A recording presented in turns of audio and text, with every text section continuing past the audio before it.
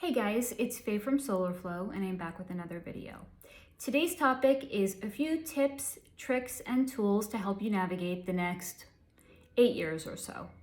So if this sounds like an interesting topic to you, please stick around, and if not, I will catch you at another video. So why am I doing this video today? I'm doing it because the world is going to change. Look around, it already is changing tremendously. The trajectory that we are on is not going to let up anytime soon. And in fact, we're going to start to see even more and more changes into the world. And it may not always feel fun and it may not always feel comfortable. And that is why I want to do this video, which is to say that whatever is going on around you, you're going to be okay. And it's also not to say like this is a comprehensive list and it's all that you're gonna need. It's just to say that these are the things that I channeled that came through as perhaps specific tools that could help somebody navigate their way if they're spiritually inclined and they're already doing this kind of work. So let's dive into it. Now, the way this video is going to go is I have a few practical tips and tricks that you can do in the 3-dimension.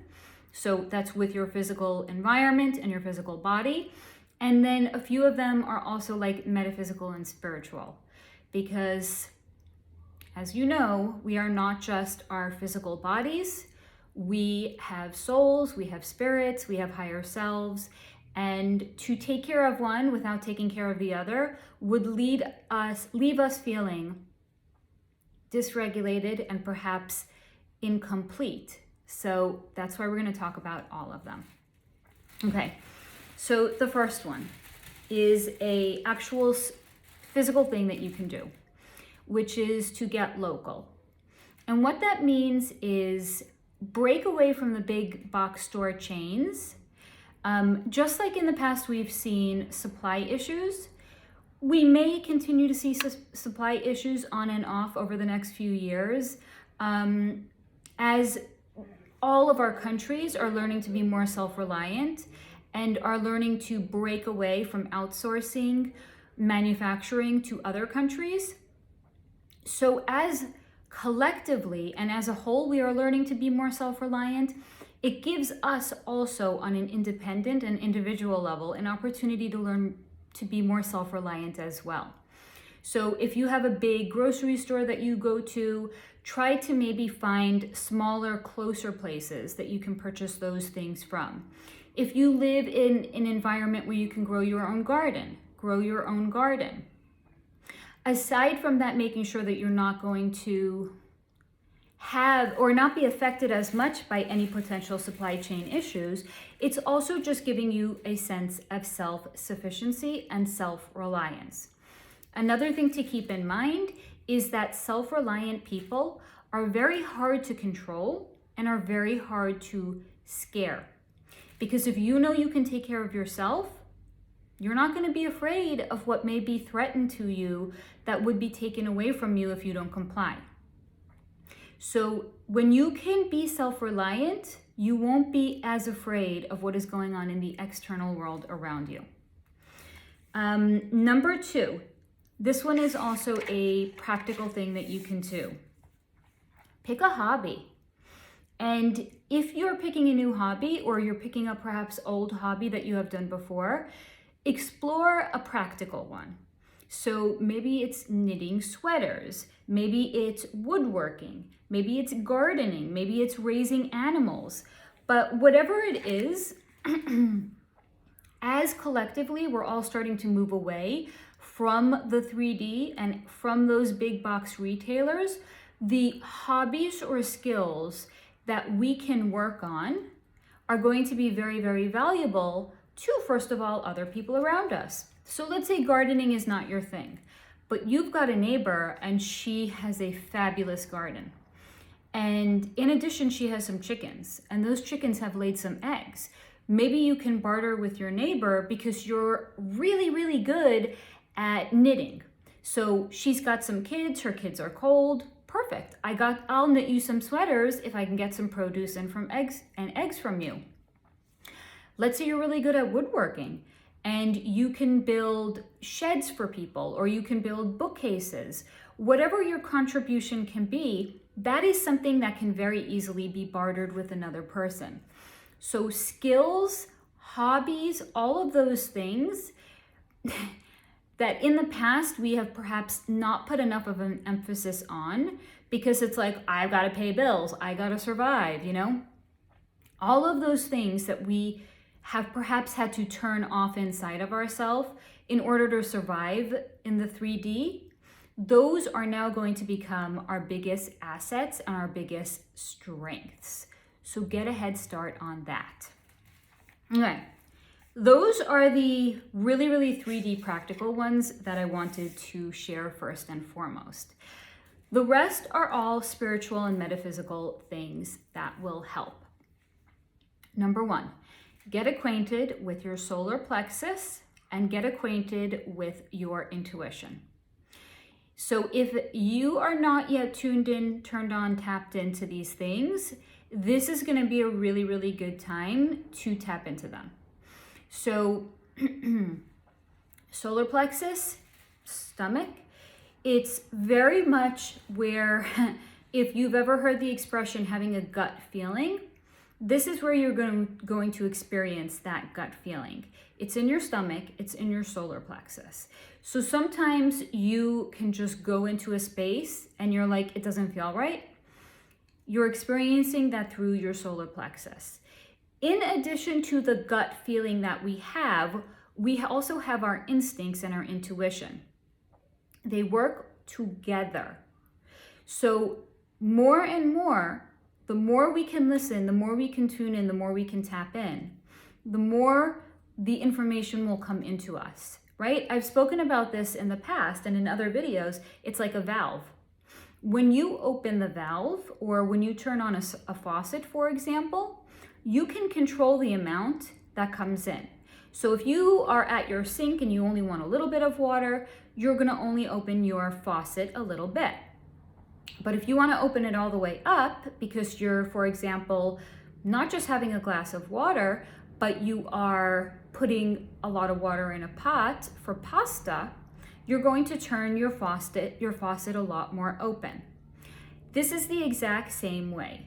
The more that you allow the information to come in without questioning it, without rivaling it or saying it doesn't make sense, the more the information will come into you.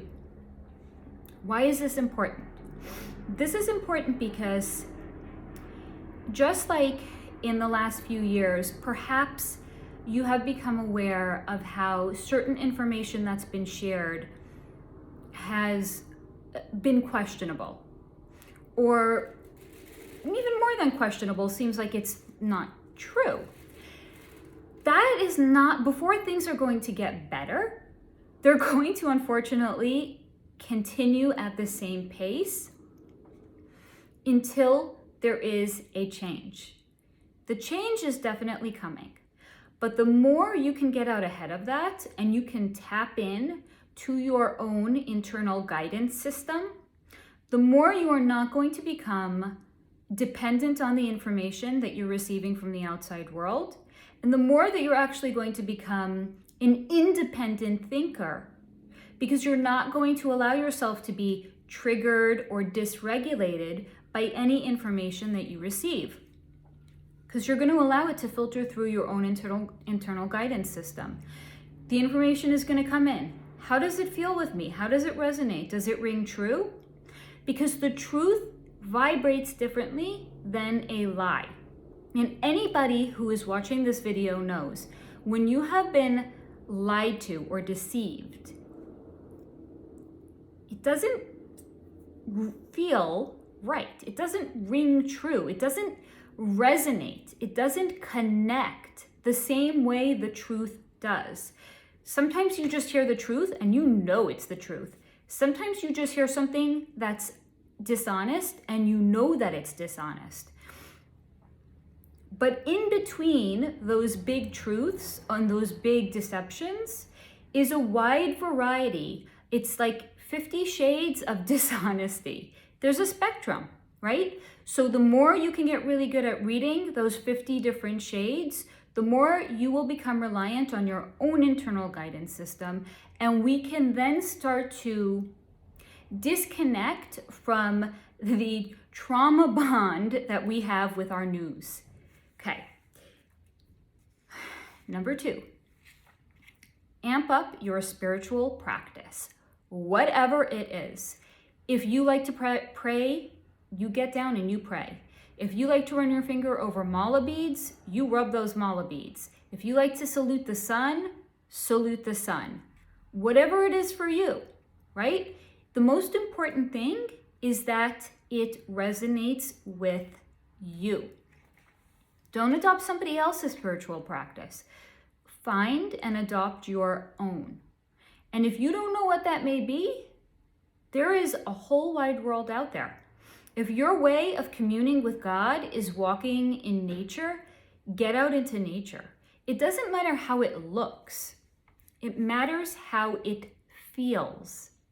So whatever is going to feel right for you and bring you comfort during these next few years, do more of that. Okay.